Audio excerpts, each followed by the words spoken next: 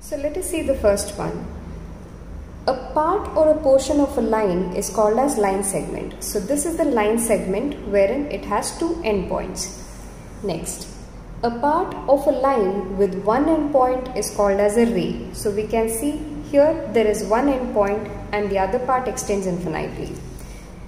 Now the line segment can be denoted as shown here, AB bar, and it's like a line having two endpoints on top of it. Now a ray is denoted as AB with one endpoint and the other part as arrow mark because it extends infinitely. A line can be denoted as AB with the line having two-sided arrow marks showing that it extends infinitely on both the sides, and the length can be denoted as AB. Now in the entire chapter, for our easy understanding, we denote all of this as line segment AB, ray AB, length AB, line AB. So there are no symbols used on top of AB. Now sometimes the lines can be represented using small letters like L, M, N, etc.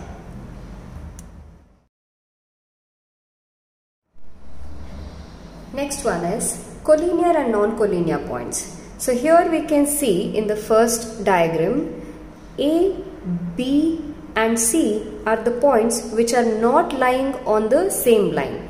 So a set of points which do not lie on the same line are called as non-collinear points. In the second diagram we can see that the points P, Q and R lie on the same line. So three or more points which are lying on the same line are called as collinear points. Let us now see what is angle, vertex and arms. So here in the diagram we can see that there are two rays, OA and OB. These two rays originate from the same endpoint, creating an angle. Now the endpoint of these rays is called as the vertex, and these rays which are forming the angle are called as the arms.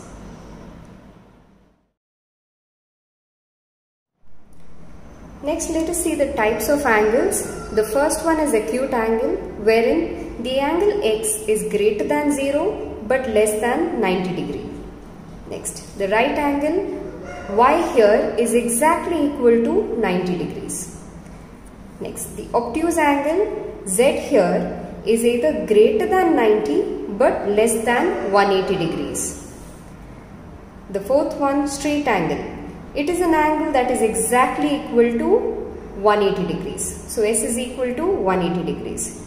And the fifth one, that is the reflex angle. It is an angle that is greater than 180 degree but less than 360 degrees. Next, let us see what are complementary angles and what are supplementary angles. The first one, in the diagram we can see that the angle COB is 52 degrees and BOA is 38 degrees. So if we add these two angles, we get 90 degree, and hence the angles whose sum is equal to 90 degrees are called as complementary angles. So here COB and BOA are complementary angles. The next one, supplementary angles. Here we can see that the angle COB is 180 degree and BOA is 52 degrees. So if we add them, we get 180 degrees, and hence angle COB and BOA are supplementary angles since their sum is equal to 180 degrees. Next, let us see what are adjacent angles, linear pairs of angles and vertically opposite angles. So the first one, here in the diagram we can see angle ABD and angle DBC are adjacent angles because it has a common vertex B, common arm BD, and the non-common arms AB and BC lie on different sides of the common arm BD.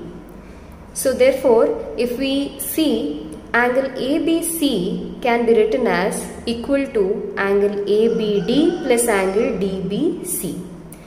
Now let us think about what about the angles ABC and angle DBC. Are these two adjacent? because they seem to have common vertex B and the common arm BC. But they are not adjacent angles because the non-common arms AB and BD of these two angles do not lie on either sides or different sides of the common arm BC. Therefore, in this diagram, angle ABD and DBC are adjacent angles. Let us see the next one, linear pairs of angles. So in this diagram, angle ABD and angle DBC are linear pair of angles because their sum is equal to 180 degrees. In the next diagram, vertically opposite angles. So these are the two lines that is AB and CD which are intersecting at a point O. Therefore, there are two pairs of vertically opposite angles here. One pair is AOC and angle DOB, and the other pair is angle AOD and angle COB.